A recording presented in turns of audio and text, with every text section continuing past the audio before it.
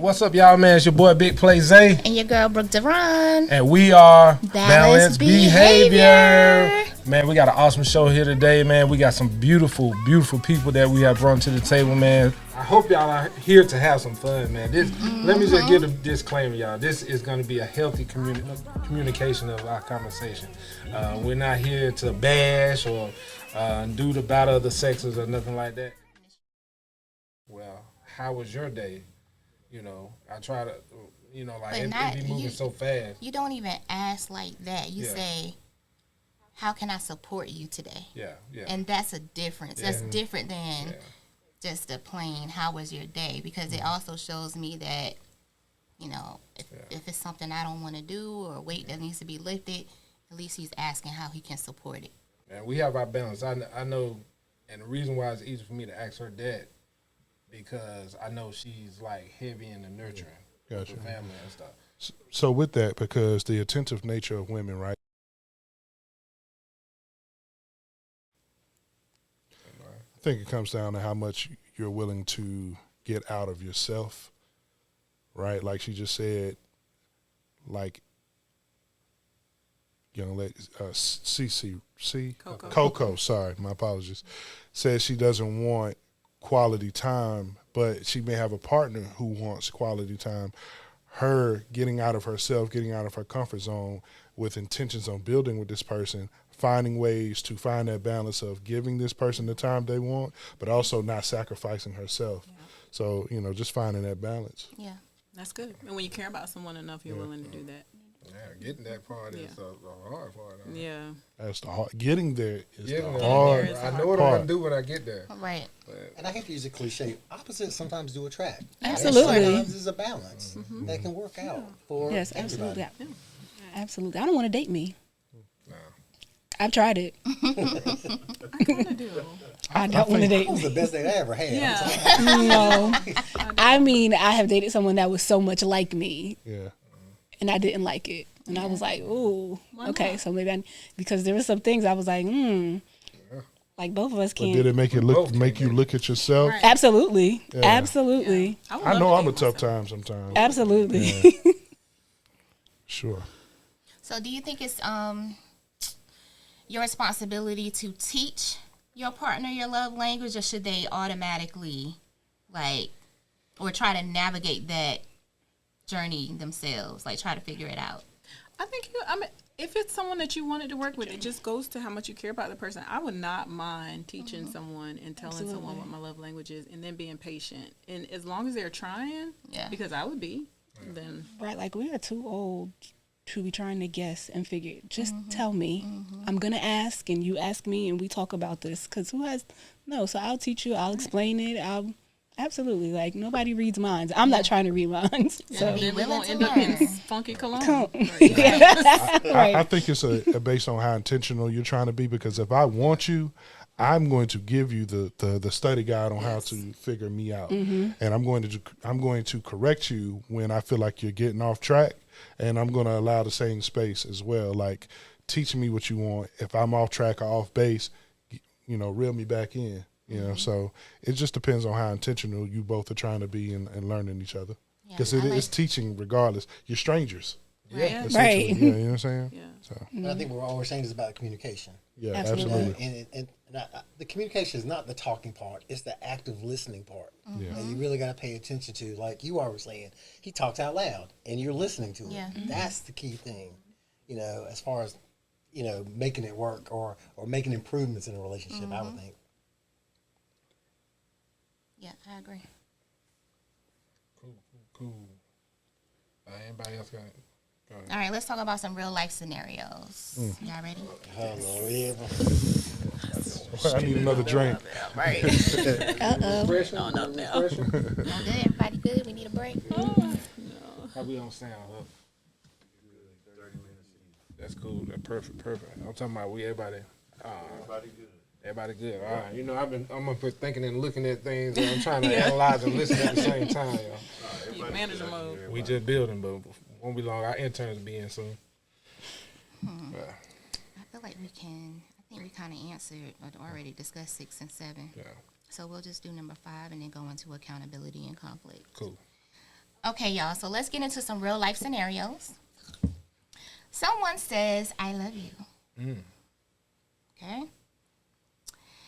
Every single day, but they never help around the house. How does that make you feel? Rise and shine, Are they queen. really loving you? It's that rise and shine, queen. I remember my freshman year in college, the definition of love. And someone said, if you like somebody, you love things about them. If you love somebody, you put up with the things you don't like about I them. like that. That's true. Because if that's the case, you're going to deal with it. You can love that person and still be like, you pick up the trash after them to do whatever. It might be burning you inside, but you still care and love for that person. Yeah. Yeah, I agree. I don't think that those types of shortcomings are a reflection of what love is. Two things can be true at one time. They just suck at helping you around the house, but they can love you too. So, I mean, it's definitely going to need a discussion. And if you care enough about me, like he's saying, being intentional, then you'll help. But I don't think it would mean they don't love you. No deal breaker. Yeah. Oh, deal breaker. Is it a I was deal about breaker? to say, Is it a because deal like breaker? that's a difference. Because like you can love me, but No, yeah. No, if that's it's gonna not help. working, Yeah. yeah. So I mean, it could be a deal breaker if you're just somebody who decides that you're just not going to help me. Oh, yeah. I mean, I can love you and not be with you. Okay. So we all have our limits pretty much. Exactly. Exactly. Yeah.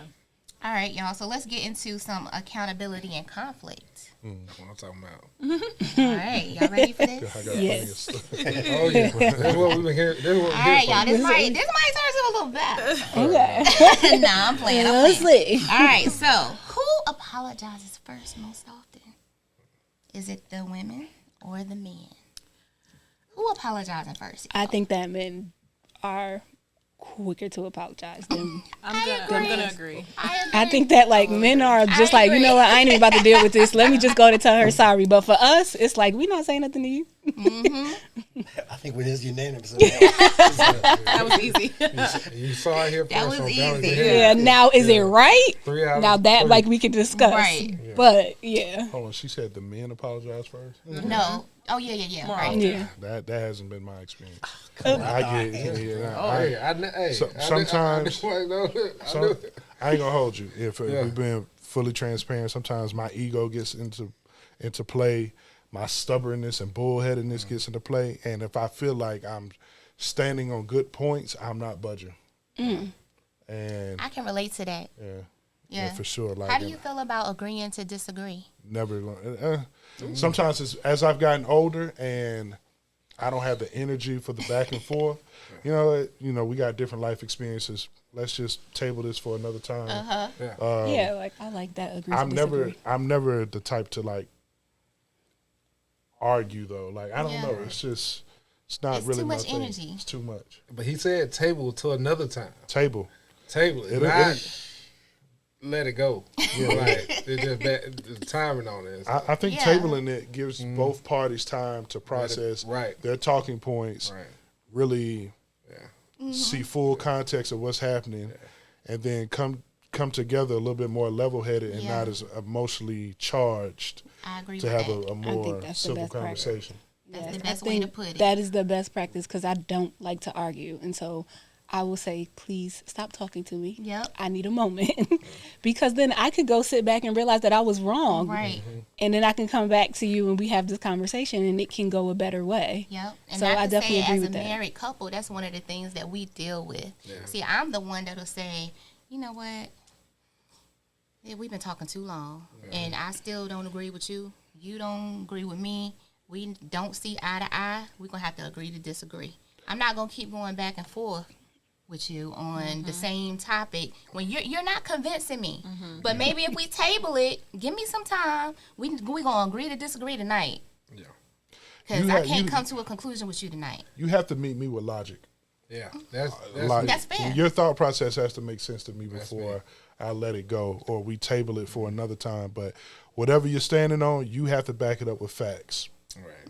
and walk me through step by step. That's me. I do it every time, y'all. That's me, I y'all. do it every time. I need to understand the facts as well as the validation on how you got to that. Like, how did you get that opinion? You know, like I need that. I need to know because I mean I want to hear that, and then sometimes we do so much conversation of because when we have these conversations, obviously the first thing that pops up is your defense because you are hearing these keywords or hearing we done had this conversation before. You're hearing those things, but what I'm asking you to do is not hear but listen, and just take a moment to validate how did I get this perspective. Yeah. Because I'm trying to find out how did you get that perspective, and if I don't know, I'm asking those questions, and sometimes in asking those questions can be really combative and stuff. Because I can't tell you how exhausting it is to have an exchange with somebody. You are standing on logic, and they keep saying, well, I feel. Well, your feelings aren't facts. Only to days later come back and say, you know what, you was right. I'm like, yo, if you would have listened to me when I was mapping things out in our initial exchange, then we wouldn't even be in this position right now. I want to say that I think there are some important things like what you said. Sometimes it may be feelings, and sometimes it's not a matter of being right or wrong, but I just want you to validate what I'm saying. What if I don't agree? I just want you to validate. Or is it just acknowledge your feelings? There are certain situations where you can't tell me whether you agree or disagree with how I feel. Gotcha. I'm just telling you what this is. It may come from 3 months ago when you did this thing that I saw. And, I'm just like, I'm realizing this pattern. And this is just something I've come up with. And this is how it makes me feel. You can't say, well, I disagree. Give me the facts of how you came to that. I can't. So that's going to frustrate me even more. And that's when we start arguing rather than discussing, because there's a difference between having a discussion and an argument. I don't argue. I'll discuss all night long. Right. But so now our argument's about facts and figures, so you can't say, logic. It's about a feeling. It could be, and you have to be open to that because you are dealing with a woman who is emotional, and I feel like men are emotional too. I hate saying, but I mean, we just have to be open to the fact that there's not always going to be a right answer or a wrong answer. And just because you disagree doesn't mean I'm wrong, and it doesn't mean you're right, and vice versa. I think that that's very important. I've learned that in my last relationship, so I don't argue as much. But where I bump heads with that is, okay, you can feel, you're right. I can't invalidate what you're feeling because it's just a natural thing, right? But what I'm asking for when I say give me logic, walk me up to the point to where you felt this way. Yeah. And if you can't walk me up to that point, that's where the conflict is for me. Because it's like you're just pulling shit out of the air now. That's what it feels like, right? It's like you're saying, that's just how I am. That's just how I am. I agree with that. That's not okay. I agree with that because I'm the same way. Like, I'm agreeing with you, too. And can I tell you just a really quick example of it? I was in a relationship, and, a guy, we're all kind of public. I would assume we're all kind of public figures, right? Socially. So he always had the argument or the insecurity where he felt like I was ashamed of him. Because I didn't take him out with me when I was out with my girls. And I'm just like, we go everywhere else together, but when there are things like if I have a gig or it's for the girls, like, how do you feel that way? He never could tell me how he felt that way. It was just an insecurity that he was arguing with me for. So I couldn't validate that. So I was like you in that situation. Like, you can't walk me up to this. Show me any other time when I have acted this way or given you the reason to think that I would ever be ashamed of you. So I just say that to say I understand exactly what you're saying, and I've been there too. So there are certain times when it just doesn't make sense. All right, y'all. So let's go into some couples therapy and healing talk.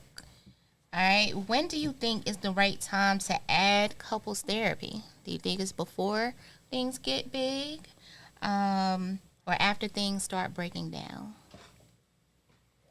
Nip it in the bud. I mean, therapy not being... I look at therapy as not saying you have to go through a therapist, but being in a situation where you can talk things out and have other people express and bring their views into it also. Because I'm divorced. I mean, we got into divorce. We went to therapy after we realized we had problems. Therapy didn't help us at all. It just made things worse, to tell you at the end. The therapist pissed me off. I got more pissed off at her. She got pissed off at me. It was too late at that point in time. Yeah, I have to say, therapy could be a slippery slope, Yeah. man, because that's a human being that you asking, especially if you're just dealing with a therapist, like couple therapy with another couple, maybe you'll probably get lucky and have two sides of the story. But, when you're dealing with a person that carries so much energy, and I'm big on energy, for those who know, a person like a hairstylist, a barber, those people carry so much energy just from the day to day. That's why, a lot of time it pours over very easily for them, because they only can carry so much. They have to share or say something, And even with a therapist, they're going to have their feelings attached to scenarios and situation. It's just not a guideline to that, though. But, I ain't want to interject too much. What are y'all thoughts on the too early, too late? I think that, so I'm divorced as well, and one thing that I would change, we didn't try to seek therapy until after the problem started. By then it was too late. But I would prefer to just surround myself with healthy marriages next time. Yeah. Because I've heard a lot, couples that have gone to therapy, usually it's the men that end up, like, getting bashed in those sessions, Yes, or they always feel like the therapist is taking the wife's side. But I don't agree. I do therapy alone. I think that we both should, to better ourselves for each other. But next time, I want to surround myself with other healthy couples. We our therapist was a pastor. Yeah. And again, like you said, everything was, you're the man of the house. It's your Yeah. fault. It's your fault. Yeah. You should Very be doing biblical. this. Like, wait a minute. Yeah. You're not getting the whole picture. Yeah, you're still not feeling heard. Yeah, I don't think that's balanced advice. And like I'm sure we all have our own spiritual beliefs and whatever religious denominations, but spiritual therapy would never work for me. Me Never either. worked for And me. I am a Christian and I believe in church, but I would never go to a pastor for therapy. Yeah, because I'm not. not speaking.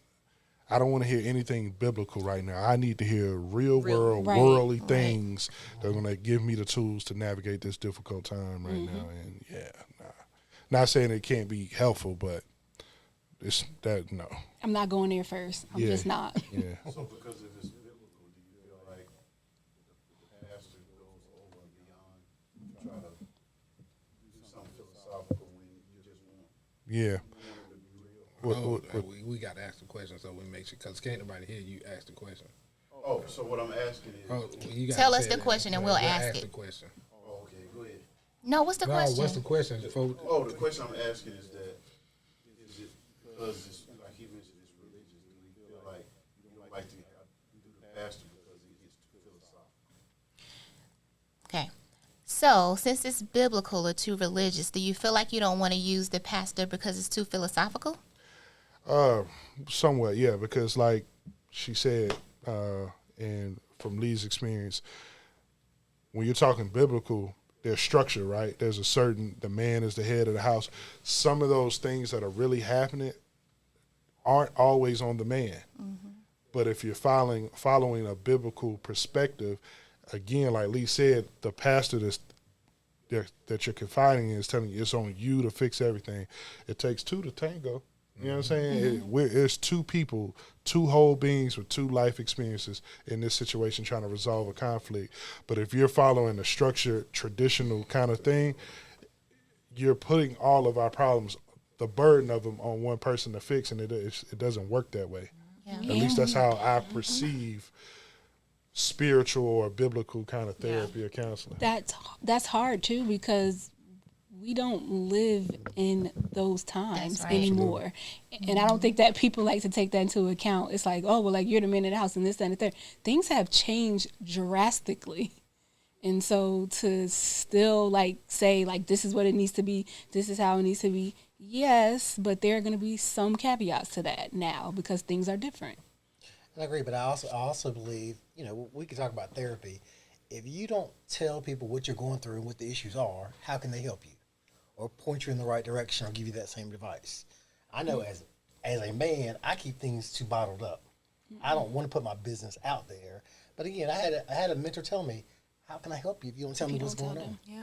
Yeah, and that's why I think that it's so important to get individual therapy. And since my divorce, I have been in therapy, so it's about 6 years now, and it's helped me to be a better person for the person I'm going to be with. And I need to make sure he's on that page too. But we're also going to surround ourselves with people like you. So I'm going to be calling your phone when I find my man. Girl, please. And also, people get them therapy sessions and lie. Yeah. You got to tell the therapist the truth. Right. Like you trying to live behind a representative in a therapy session, you're only going to get whatever it is that you give. You know, so that's a struggle too. Who You wants to get pay for lies though? It happens. Really? It does. Really? It's like people go to therapy and lie. Like Because therapy is not free. when you can go into therapy with couples therapy, it's almost like a competition. I'm going to paint myself as the victim. Yeah. So you're going to say whatever you can to get this therapist on your side so you don't have to endure any hard truths. So, I mean, if you're not going to tell the truth to the therapist about what's really happening, and then you go into a spiritual or religious therapist who is following the traditional structure, shit, the man going to lose every time. Every time. So do y'all see therapy as a strength or a last resort when it comes to relationships? I think it's a strength if you both go in with the mindset of, I'm going in here, I'm going to be truthful because I'm not paying for therapy for us to lie. Like, that makes no sense. And if you really want to make it work. So now I just can't be like going to therapy like just because he want to go to therapy. Right. Like, we have to both want to actually go and actually do this. So, like, for you two who have been divorced, you didn't seek counseling beforehand. It was at the end. So would you do that differently for the next marriage?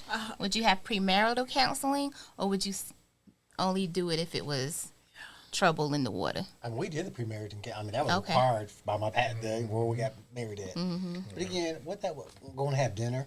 Yeah. You know, sitting in a room, having a little conversation. How'd y'all meet? This and that. Right. It was never, you know, talking about any issues do you all have right now. Yeah. That we need to discuss or whatever. But I believe with Coco, I think individuals therapy is important. You know, whether or not my partner wants to go or not, I need to go. I need to have somebody to talk to about some shit off of, you know, to make myself a better person. Yeah.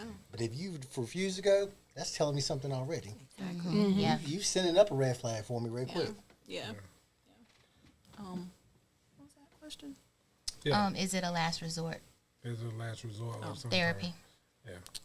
Oh, premarital. You asked me about would I do premarital? Would you do it? Would you have counseling or therapy before marriage next time? Yeah, absolutely, I would, because if we had now, honestly, we were shorted out of that opportunity because the pastor that was doing our that was supposed to, he was actually going through some life things, and the time just ran out for us, and we were faced with our wedding date, and we hadn't had any counseling. But if we had, I think that a lot of things would have came out that we both would have been able to be like, Yeah. see, and we could have saved ourselves some heartache possibly, or we probably still would have got married. I don't know, but I'm hearing that if the pastor makes me do counseling, fine, it's like we'll just go with them. Except I would go to a therapist outside the church for that too. Like, hey, like let's go to like couples therapy just for.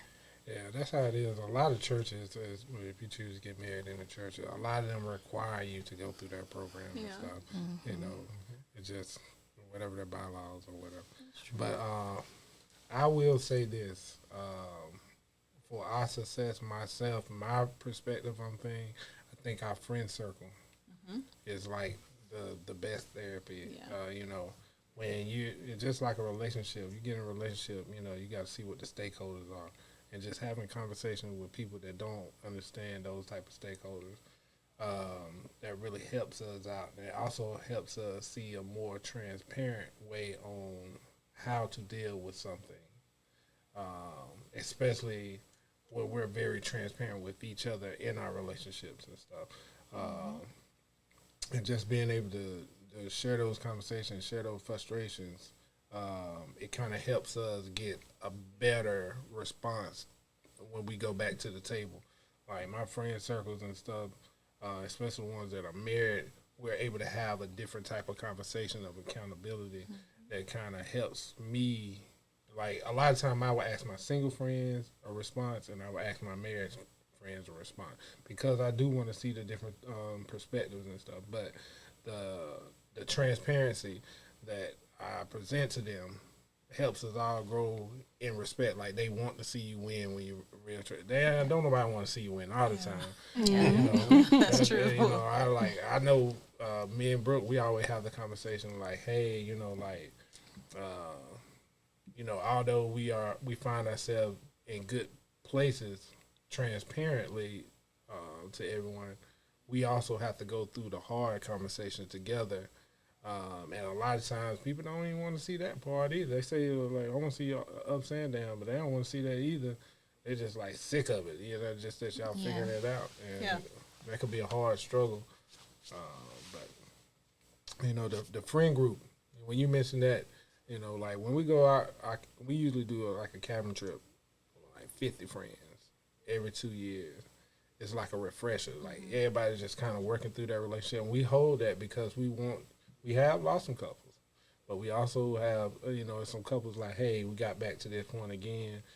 And, you know, good to sit back at the table, break bread with friends. And then, you know, I mean, like for me, it's a rejuvenation for my relationship. You know, for them, they seem like the boy be like, man, I've been looking forward to the cabin trip, man. You know, I don't know what got into her, but, you know, like you said, that quality time is set out in those moments. Like, it's a clear path. Like, everybody like, hey, I don't want to bring no negative energy.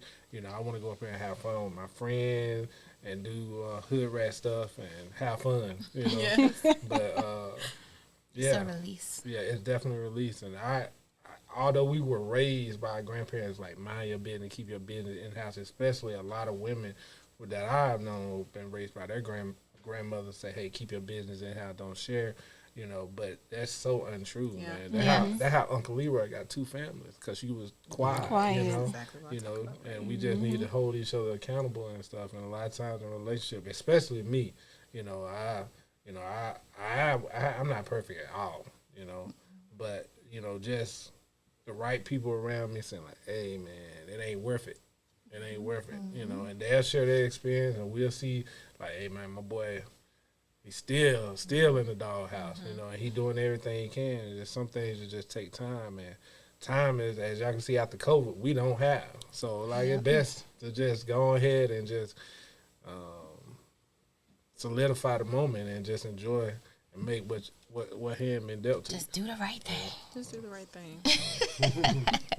Don't come easy though. It don't come easy. It'll be transparent. At this point, it's gonna come easy for me because I've been out in the single in this pissy pool for so long. I'm tired. That I know there's I'm nothing so out here. tired. Yeah. I'm over it. So with that, do you think it's harder to find someone after 30? Absolutely. I do. I'll let you go. I would say I do, because I have been single for so long, and I'm approaching 40, and I think I'm a little more. I'm just like, listen, like I'm not doing this. Like, I need you to come with a certain amount of things already in place because we are 40. Like, I mean, and it's hard because like a lot of us are like set in our ways now. So you got to kind of, I think that there is room for growth still, except you have somebody who is grown already, who has established like what they have established, and they do like have some things that they're not trying to change, and they don't have to. I think that like when we're like in our 20s, that like we still are kind of trying to like figure things out, and you still aren't sure, and you're still, and so like there's a little more like leniency, and you can bend a little, and you both could kind of grow. But like as you get older, it's like, okay, I think it's the opposite for us. I mean, Lee, you might agree with me, but the older I've gotten, my market is wide open. Wide open. Wide open. Like I haven't. I mean, so what does that mean? What's though? your age? Can I ask the age range? I'm 36, so I mean, I'm willing. I'm not dating anybody younger than 29. I'm not dating anybody older than 42. Right. So you know, I think as men, as we get older, more established, we become earners. We have our own things, own car, that attracts a wide range of women. So I mean, the market is wide open. It really like if I wanted to settle down and marriage and all that, the options are there. Yeah. So I want to say, I don't think it's so much about the age that it gets harder. I think after being healed, it gets harder because I see myself. I know what I want. I know what I need. I know who compliments me. So even though the pool is out there, the range is out there, the quality of people that I need are. So are you saying that the range that you have, the amount of people that you have, is there quality in that? Because I think that's kind of what the question is. Yeah, we can go out here and get anyone. Oh no, the quality is there because of the circles you run in. Oh. You know, I'm not, 36. I'm not running into clubs. I'm not trying to be a YN. I'm around successful, accomplished women, lawyers, doctors, and job titles don't necessarily mean successful. Just I'm around quality women, quality people with quality character. Like it's just I don't know. It's just got options. It's just open. It's a specific pool of people though, because there are. Because it comes down to the healing and the boundaries. There's only so much shit I'm tolerating. So if you want to be around me, there's a certain caliber of person you have to be, and that's romantic, that's platonic, that's anybody, family, whatever. So as long as you're surrounding yourself around quality people, I don't worry about picking a bad partner. Because I can agree with that, but at the same time, it's a little slim just because of what I need, what I want. That's okay. Amen. Hey, we done had a real one here today, man. Do y'all have any questions? Because we're gonna wrap it up here. I'm very interested, and this is such a elementary question, but why? Can we talk about why we're single? I'm just curious now. If you have these options, I want to know why you're single. I don't know. I just got comfortable with the solitude. You know what I'm saying? You get wrapped up in career, fatherhood, and things like that. Plus, I have my own, and I don't know. I'm just good. Like, I'm just in a really good spot in life. No compromising, no having the back and forths and things like that. I just kind of live as I see fit, and I don't have to, I don't have to consider anyone. Freedom. You know what I'm saying? And I like that. Yeah. I don't know. I think I get asked twice, 3 times a week, will you ever get married again? I said, why not? My marriage was wonderful. I enjoyed it. Yeah. Up until the very end. Yeah. And I think everybody should try it at least once. Yes, I agree. But in the same token, I think I learned from that marriage, and I've learned from this dating pool, that I have got to be, there's got to be compatibility. I'm not going to sacrifice. I'm at that point now. I have everything I need to go into my later lives in life, and anybody wants to join me, you got to bring something to the table. You have to bring a lot. You got to bring something to the table. And, that's why it's been interesting because the last couple of people I've dated almost been 15, 20 years younger than me. And then bringing them around to my friends, it's like, yo, robbing a cradle. We never even talked about age when I meet people. If somebody asks me how old you are, I'm like, I know it's a deal breaker at the beginning. Yeah. It really is. I mean, we want to talk age, we can talk because it is what it is. But I'm about compatibility. I'm about a connection.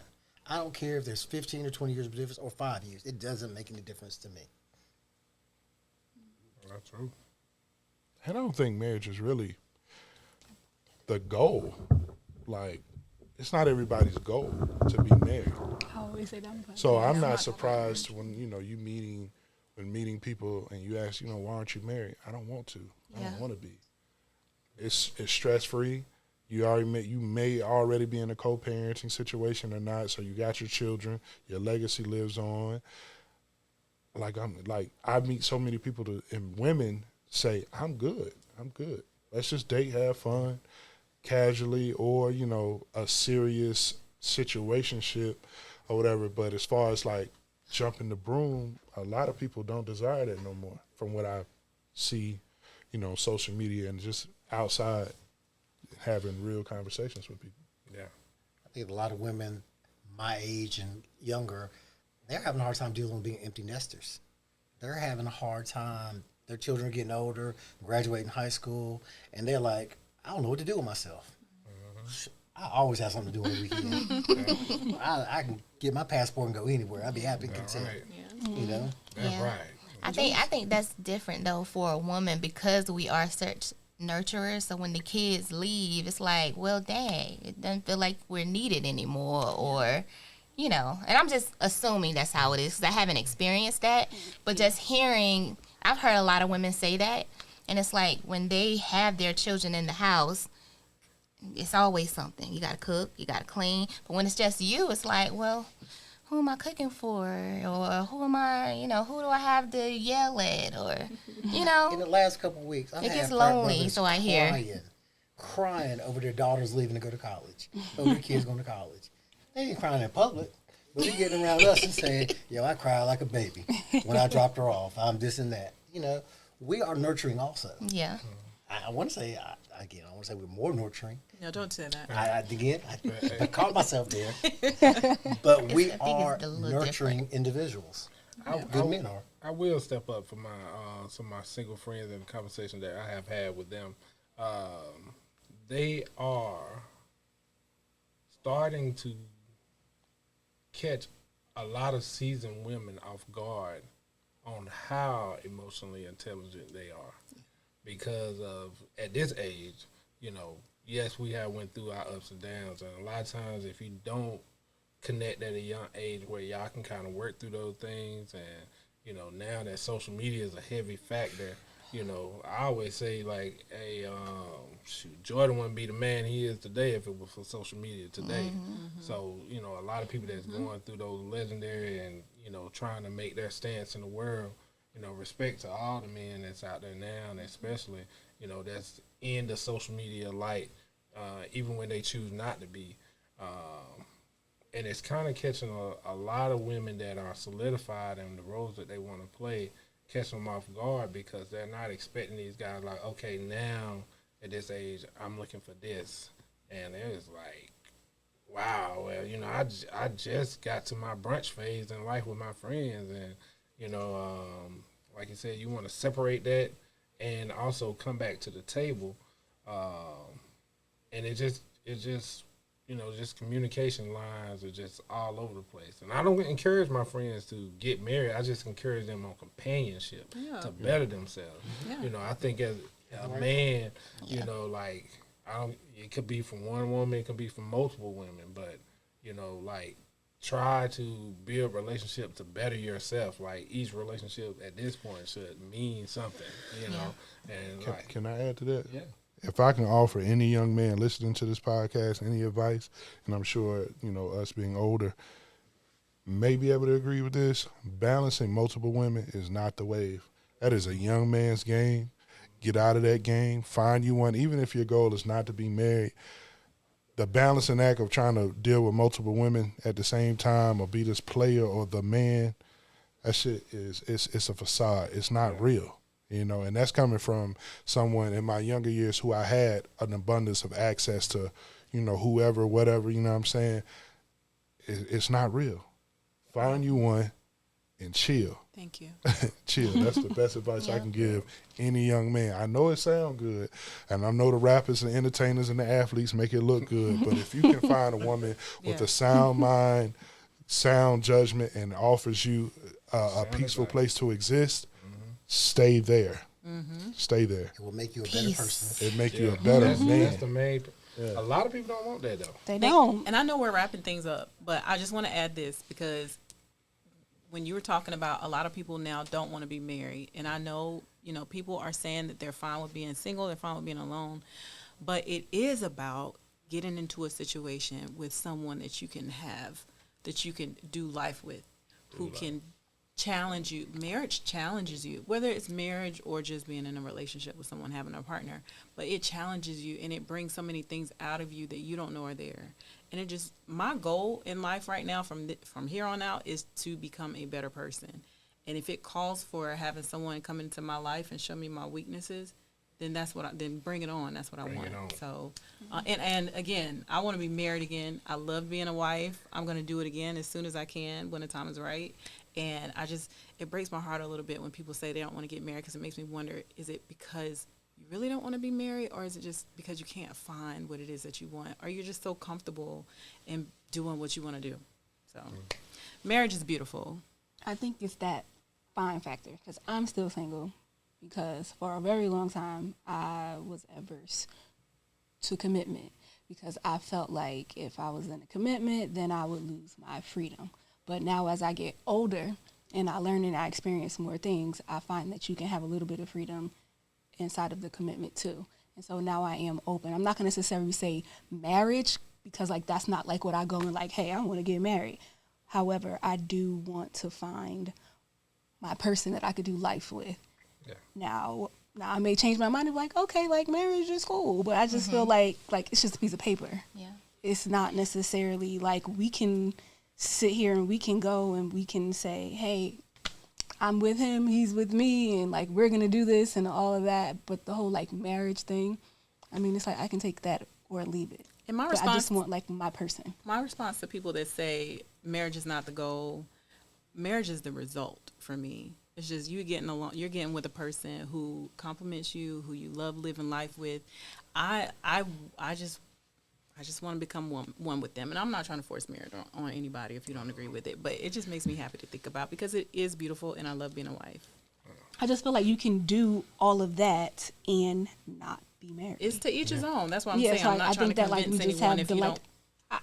idea that like marriage is the like end all be all, but like I've seen people like be together for 10, 15, 20 years and they just didn't have a desire to actually go down there and I know actually some like old make it hood official. couples Yeah, that we all been have. 35 years. Yeah. Ain't never had a ring. Yeah. But they Some of the locked most in. successful relationships Relationships have just- been, yeah. and they For can go sure. freely sleep with whoever they want to sleep with too, and not have commitment. I'm Well, saying- no, I'm sorry, no. that So was like just that extra. isn't a part of it. So like That was marriage just is what extra. keep people from cheating. Yeah, nah, Absolutely not. Listen, that was So- a podcast moment for me. I always have to ruffle feathers every Okay, now and then. because what? I'll take that back over to my podcast.